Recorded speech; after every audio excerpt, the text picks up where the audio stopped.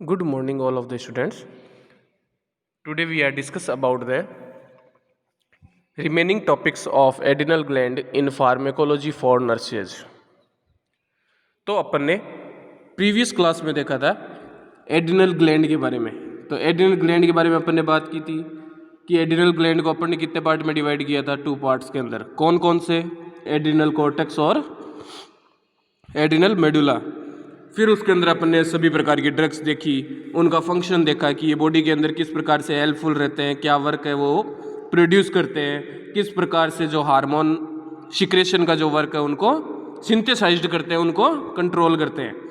तो उससे पहले अपन ने देखा था कार्टिसोन जो हार्मोन है वो कैसे सीक्रेट होता है, उसका क्या वर्क प्रोड्यूस होता है बॉडी के अंदर, उसका जो वेरियस फंक्शनिंग है वो कैसे क्रिएट करता है ऑल ओवर द बॉडी पर, ऑल ओवर द ऑर्गन्स पर।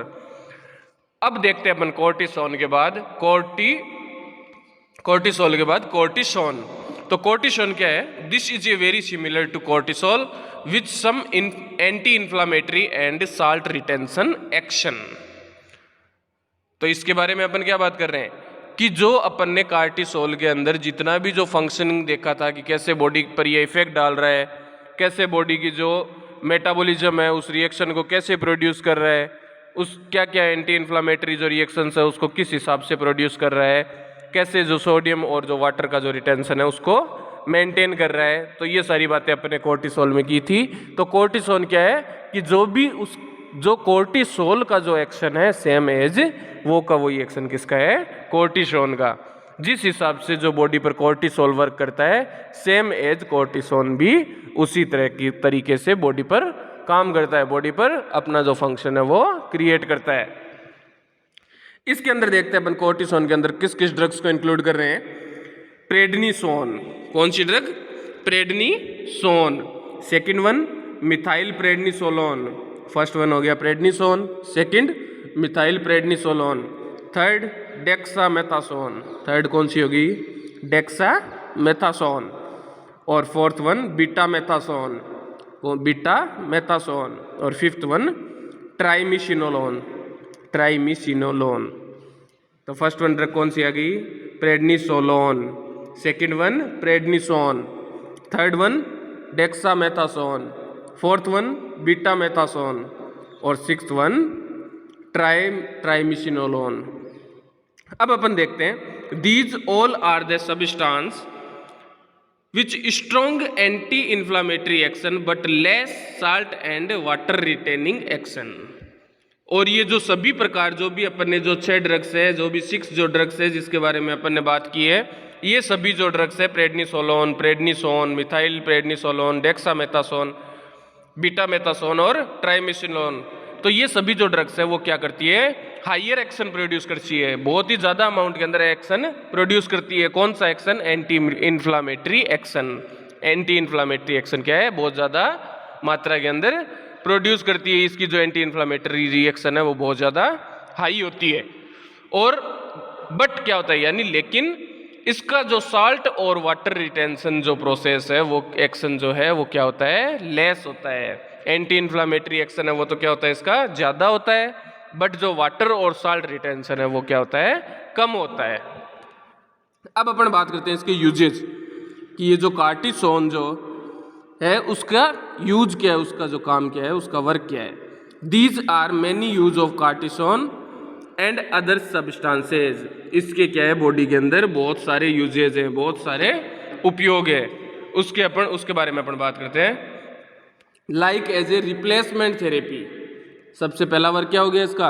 Replacement therapy in the Addison disease. Addison disease means stress और low BP, less level of cortisol in the body. यानी एडिशन डिजीज में क्या होता है कि जो कोर्टिसोल का जो लेवल होता है बॉडी के अंदर वो क्या हो जाएगा? बहुत ज़्यादा अमाउंट के अंदर डिक्रीज हो जाएगा, बहुत ज़्यादा कम हो जाएगा। तो उस डिजीज को अपन क्या बोल रहे हैं? Addison disease. क्या बोल रहे हैं? Addison disease means low level of cortisol in the body. Body के अंदर कोर्टिसोल का जो लेवल है वो क्या हो जाता है? डिक्रीज हो जाता है, कम हो जाता है। तो उसको अपन किस चीज़ के अंदर कर रहे हैं? एडिशन डिजीज के अंदर। तो इसका यूज क्या हो गया? First of all replacement therapy के अंदर एडिशन डिजीज को ट्रीट करने में काम में आता है। Leads to loss of salt and fluid from the body, जो क्या करता है, जो भी साल्ट यानी जो भी बॉडी के अंदर जितना भी जो साल्ट सब्सटेंसेज, नमकीय सब्सटेंस जो होता है उसको क्या करता है, और उसको प्लस फ्लूइड को, जो भी बॉडी के अंदर जो फ्लूइड है उसको क्या करता है, लॉस करता है, कम करता है, उसको जल्दी से जल्दी एक्सक्रिएट करता है। ठीक है। एडिशन, तो ये क्या वर्क हो गया इसका, like as replacement therapy. Replacement therapy में किसका वर्क करेगा, एडिशन डिजीज। एडिशन डिजीज में क्या होता है कि जो भी कोर्टिसोल का जो लेवल होता है बॉडी के अंदर वो क्या होता है, डिक्रीज हो जाता है, और जो किसको लीड करता है, loss of salt and fluid from the body, जो क्या करता है, साल्ट और फ्लूइड का जो लेवल है बॉडी के अंदर उसको कम करता है। नेक्स्ट देखते हैं, as an anti inflammatory agent. दूसरा इसका वर्क क्या हो गया, दूसरा इसका यूजेज क्या हो गया, कि ये क्या काम करता है, किसकी तरह वर्क करता है, एंटी इन्फ्लामेटरी एजेंट की तरह। किसकी तरह वर्क करता है, एंटी इन्फ्लामेटरी एजेंट की तरह। तो इसके अंदर अपन देखते हैं, can be use to decrease the inflammatory reaction in various inflammatory disease, in various inflammatory disease. यानी ये जो कार्टिसोल है वो एंटी इन्फ्लामेटरी एजेंट की तरह वर्क करता है, और एंटी इन्फ्लामेटरी जो भी डिजीज होती है उनको क्योर करने में, उनको ट्रीट करने में काम आता है। और वो ऐसी कौन सी डिजीज हैं जिनको ये ट्रीट करने में हेल्पफुल है, तो अपन देखते हैं, सार्कोइडोसिस। सार्कोइडोसिस जिसके अंदर क्या हो जाता है, कलेक्शन ऑफ, सार्कोडिसिस मीन्स क्या होता है कि कलेक्शन ऑफ इन्फ्लामेटरी सेल्स, यानी अब नॉर्मल कलेक्शन हो जाता है किसका, इन्फ्लामेटरी सेल्स का। कहाँ पे, बॉडी के अंदर। तो उस कंडीशन को अपन क्या बोल रहे हैं, सार्कोइडोसिस। सार्कोइडोसिस जिससे क्या करता है, ये जो कार्टिसोल है वो उसके अगेंस्ट वर्क करने में as a anti inflammatory agent के रूप में वर्क करके उसको क्या करता है, क्योर करने में हेल्पफुल रहता है। नेक्स्ट देखते हैं, क्रोन्स डिजीज। तो ये भी क्या है, एक एंटी इन्फ्लामेटरी ड्रग्स है, एंटी इन्फ्लामेटरी डिजीज है। तो क्या हो गया, Crohn's disease. Next, chronic active hepatitis. Chronic active hepatitis. Next, systemic lupus इरिथमेटस। Systemic lupus इरिथमेटस, ये सभी आपको डिजीज है जो आपको बताई गई है पहले से। नेक्स्ट, नेफ्रोटिक सिंड्रोम और रिमोटिक अर्थराइटिस और इरिटिस। इन सभी ये जो डिजीज हैं, ये जो सभी जो डिसऑर्डर हैं, इनको क्या करता है, इनके अगेंस्ट जो एंटी इन्फ्लामेटरी एजेंट के रूप में ये वर्क करके क्या करता है, इनको ट्रीट करने में हेल्पफुल रहता है।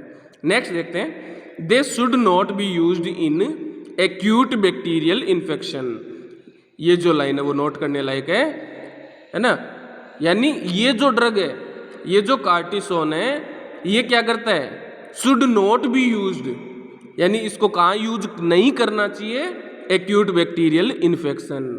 बैक्टीरियल मीन्स बैक्टीरियाज और infection means multiplication of pathogenic microorganisms. Infection किसको बोलते हैं, multiplication of pathogenic micro organisms.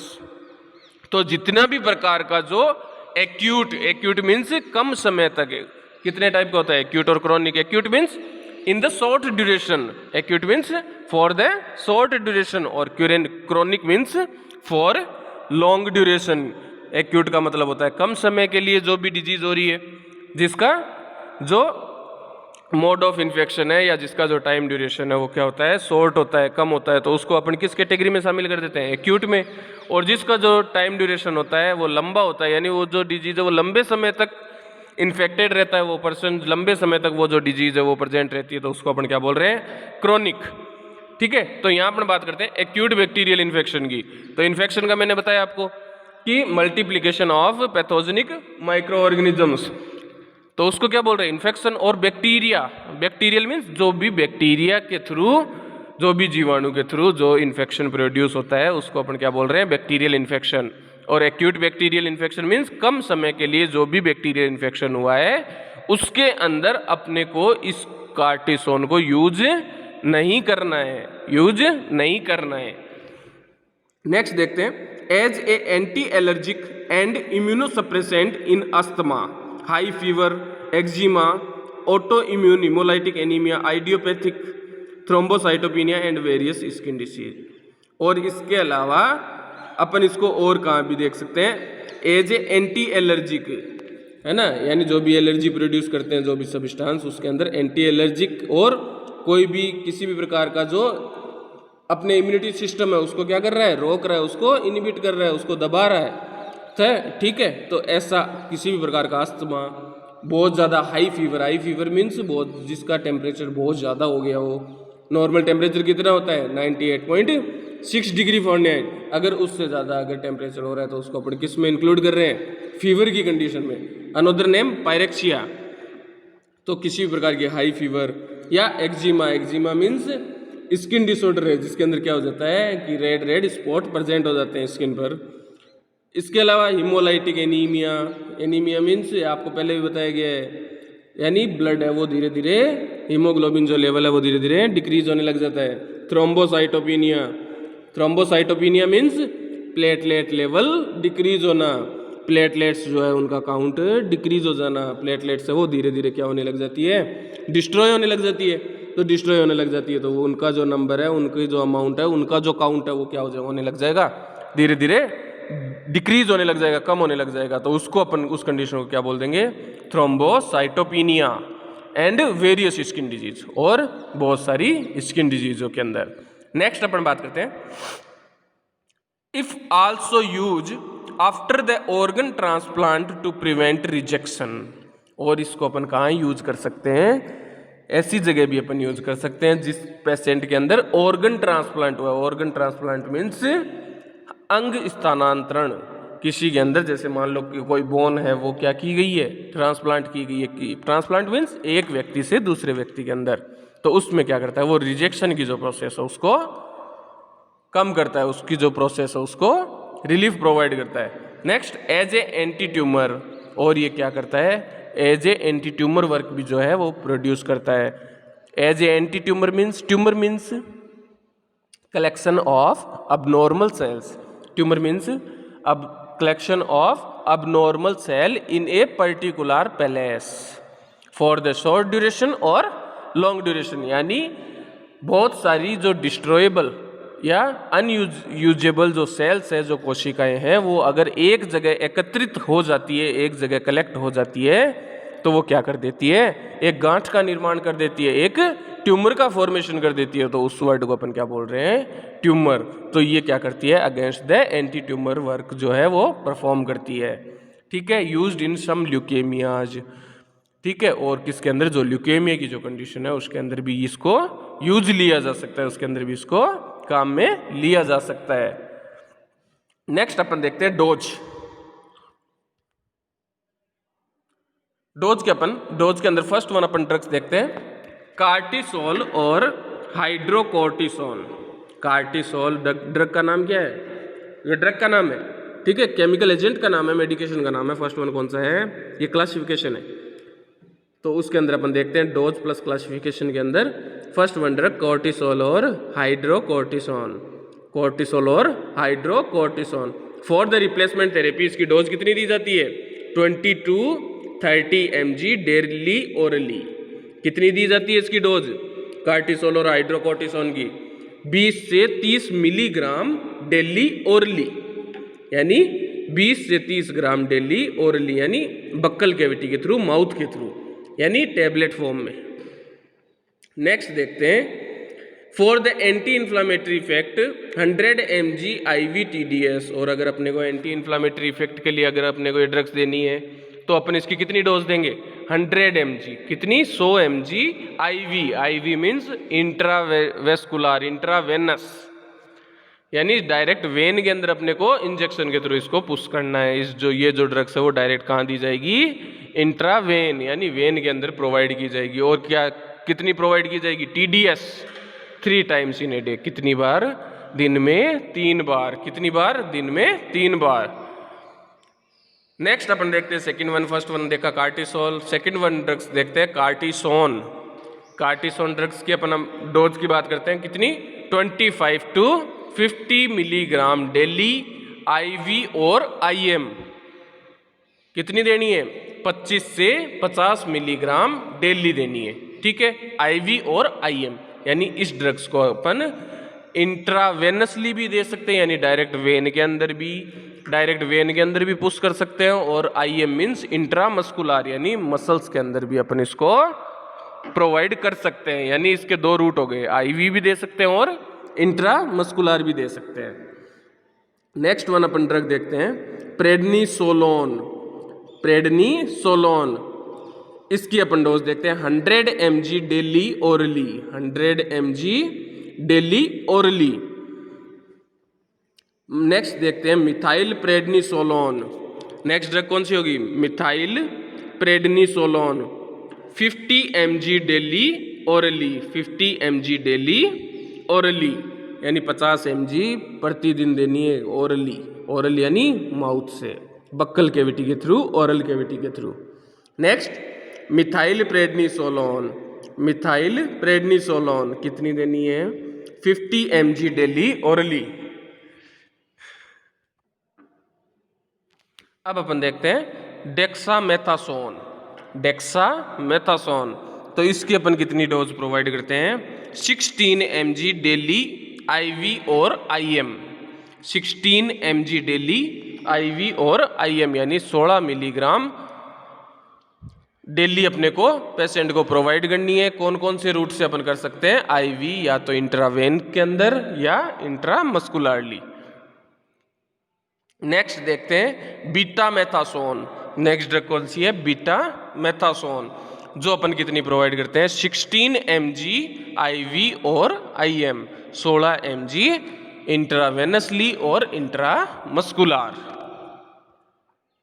अब देखते हैं अपन बात करते हैं इसकी एडवर्स इफेक्ट, यानी ये जो अपन ने जो ड्रग्स प्रोवाइड किए पेशेंट को, उसका किसी भी प्रकार से कोई एडवर्स इफेक्ट, कोई टॉक्सिक इफेक्ट या कोई साइड इफेक्ट जो है वो पेशेंट के अंदर प्रोड्यूस हो सकते हैं। ऐसे प्रभाव कौन से हैं, ऐसे एडवर्स इफेक्ट कौन से हैं जो पेशेंट के अंदर इन ड्रग्स के बाद हो सकते हैं। तो अपन बात करते हैं, they can cause the fluid and electrolyte imbalance. ये जो ड्रग्स है वो क्या कर सकती है, जो भी बॉडी के अंदर इलेक्ट्रोलाइट जो बैलेंस होता है उसको क्या कर सकती है, इम्बैलेंस कर सकती है। Next, they can precipitate the diabetes, और ये किसको भी प्रोड्यूस कर सकती है, डायबिटीज, यानी ब्लड शुगर लेवल है उसको बढ़ा सकती है। Next, they can increase the gastric acid secretion and cause peptic ulcer. ये जो ड्रग्स अपन प्रोवाइड कर रहे हैं उसका एक एडवर्स इफेक्ट क्या हो सकता है कि जो भी बॉडी है, जो भी स्टोमक है बॉडी के अंदर, स्टोमक के अंदर क्या हो सकता है कि जो गैस्ट्रिक एसिड जो सिक्रेशन होता है, जो एसिड का जो सिक्रेशन होता है स्टोमक के अंदर, वो क्या हो सकता है, इंक्रीज हो सकता है। क्या हो सकता है, इंक्रीज हो सकता है, जिससे क्या हो जाएगा, पेप्टिक अल्सर होने के चांसेस बहुत ज़्यादा हो जाएंगे। पेप्टिक अल्सर मीन्स, अल्सर का फॉर्मेशन मीन्स वुंड फॉर्मेशन हो सकता है, घाव बन सकता है स्टोमक के अंदर। क्यों, क्योंकि बहुत अगर जो भी नॉर्मल अमाउंट है उससे ज़्यादा अगर एसिड का सिक्रेशन अगर स्टोमक में हो जाता है तो वो क्या करेगा कि जो भी स्टोमक की जो लेयर है उनको डिस्ट्रॉय करेगा, उनको जला देगा, ठीक है, उनको बर्न कर देगा, जिससे वहाँ क्या हो जाएगा, वुंड फॉर्मेशन हो जाएगा। और उस वुंड फॉर्मेशन को अपन क्या नाम दे देते हैं, पेप्टिक अल्सर। तो इस चीज़ के चांसेस भी बहुत ज़्यादा हो सकते हैं। Next, there long time use can cause the decrease function of adrenal gland, so it will not respond to stress. और अगर अपन इस ड्रग्स को बहुत लंबे समय तक, अगर इस ड्रग्स को अपन बहुत लंबे समय तक अगर यूज में लेते हैं, काम में लेते हैं, तो क्या होगा कि जो एड्रिनल ग्लैंड है वो क्या कर देगी, अपना जो फंक्शन है वो डिक्रीज कर देगी, कम कर देगी, जिससे क्या होगा कि पेशेंट किसी भी प्रकार के स्ट्रेस के प्रति रिस्पॉन्ड नहीं कर पाएगा। नेक्स्ट देखते हैं, it can cause the decrease of immuno system which lead to new infection can occur in the patient. कि ये क्या करती है, ये जो ड्रग्स है वो क्या कर सकती है, इम्यून जो सिस्टम होता है बॉडी का, जो भी पेशेंट का जो इम्यूनी सिस्टम है, इम्यूनिटी जो पावर है उसको क्या कर देगा, डिक्रीज कर देगा, जिसकी वजह से क्या हो सकेगा कि किसी भी प्रकार के नए जो इन्फेक्शन है उससे जो उसकी पेशेंट की बॉडी है वो इजीली सफ़र कर जाएगी। सेकेंडरी जो इन्फेक्शन होने के चांसेस बहुत ज़्यादा बढ़ जाएंगे। नेक्स्ट देखते हैं, इन द लार्ज डोज, अगर इसकी हाई डोज दी जाती है, they can cause the decalcification, यानी अगर ये जो ड्रग्स है कार्टिसोल जितनी भी जो ड्रग्स है, इसको अगर अपन हाई डोज प्रोवाइड कर देते हैं, इसकी जो डोज है वो अगर हाई दे देते हैं तो क्या होने लग जाएगा, डीकैल्सिफिकेशन होना शुरू हो जाएगा, यानी कैल्शियम का जो ब्रेकडाउन है वो बढ़ जाएगा, जिससे ओस्टियोफोरेसिस ओस्टियोमाइलाइटिस की कंडीशन अराइज हो जाएगी, यानी बोन है उसकी डेंसिटी लॉस हो जाएगी और वो इजीली ब्रेक होने लग जाएगी। इससे डीकैल्सिफिकेशन की कंडीशन अराइजेज होने का चांसेज बहुत ज़्यादा रहते हैं। Next, they can also promote the chance of glaucoma, और इस ड्रग्स से क्या होने का, ग्लूकोमा होने के चांसेस भी बहुत ज़्यादा मात्रा में हो सकता है। Next, they can produce the psychological disturbance, और इस डोज से क्या हो सकता है, इसका क्या एडवर्स इफेक्ट हो सकता है कि जो पेशेंट है वो साइकोलॉजिकल मानसिक रूप से डिस्टर्ब होने के चांसेस ज़्यादा रहते हैं। In the child they can cause growth retardation, और अगर यही डोज अगर बच्चों में दी जाती है तो बच्चों के अंदर उनकी जो विकास है, उनका जो ग्रोथ है वो डिक्रीज हो जाएगा, जो उसकी जो ग्रोथ है वो रिटार्ड होने लग जाएगी। नेक्स्ट देखते हैं कॉन्ट्राइंडिकेशन। कॉन्ट्राइंडिकेशन मीन्स ये ड्रग्स किन पेशेंट को नहीं दी जानी चाहिए। कॉन्ट्राइंडिकेशन मीन्स क्या होता है कि ऐसे व्यक्ति जिनको ये ड्रग्स नहीं प्रोवाइड करनी चाहिए। तो अपन बात करते हैं फर्स्ट वन, डायबिटीज मेलाइटस, ऐसा पेशेंट जो डायबिटीज मेलाइटस से सफ़र कर रहा हो। नेक्स्ट, हाइपरटेंशन, जिसको बीपी होने की शिकायत हो, हाई बीपी होने का जो भी पेशेंट है वो अगर जिसके अंदर HTN की कंडीशन, यानी अगर हाई बीपी जो भी पर्सन के अंदर अगर हाई बीपी का पेशेंट है तो उसको अपन ने कोई ये ड्रग्स प्रोवाइड नहीं करनी है। नेक्स्ट, गैस्ट्रिक अल्सर, क्योंकि अपन ने बात की थी कि इससे क्या हो सकता है, पेप्टिक अल्सर प्रोड्यूस हो सकता है, तो जिसके अंदर पहले से अगर अल्सर वगैरह है तो उसको अपन को ये उस पेशेंट को ये ड्रग्स प्रोवाइड नहीं करनी है। या ओस्टियोफोरेसिस का जो पेशेंट है उसको भी अपने को ये ड्रग्स प्रोवाइड नहीं करनी है। एपिलेप्सी मीन्स कन्वर्जन, ऐसा कोई भी पेशेंट जिसको कन्वर्जन वगैरह की शिकायत हो, जिसको दौरे वगैरह आते हो, तो उनको ये ड्रग्स नहीं प्रोवाइड करनी है। नेक्स्ट, TB ट्यूबरकुलोसिस वाले पेशेंट को। नेक्स्ट, रीनल फेलियर, ऐसा कोई भी पेशेंट जिसके अंदर किडनी डैमेज हो।